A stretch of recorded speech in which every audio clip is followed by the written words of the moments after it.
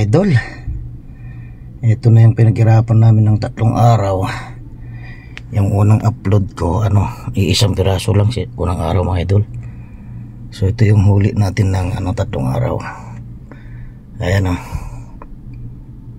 may ibang klase yun. Ewan ko anong tawag dito sa atin. Sa Taiwan, tensong tawag dyan. Pagod na pagod mga idol, nadadadaong lang. Ayan yan yung huli natin ngayong 3 araw. Ayan halos din nga ako makaikot. Ayan mga idol, yan yung pinaghirapan namin ng 3 araw.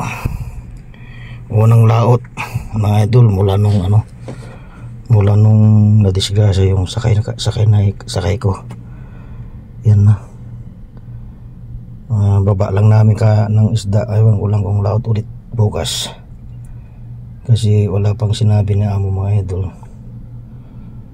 Pero kanina may naramdaman ako na medyo masama ang andar ng makina.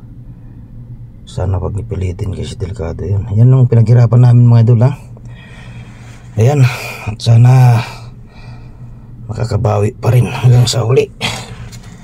Yan mga idol, isang bodega lang kasi yung kinargan ng yelo ni amo, kaya yung huli namin ayan may susay na malaki. susay susay yan. Ayan, yan ang huli natin mga idol ng 3 araw.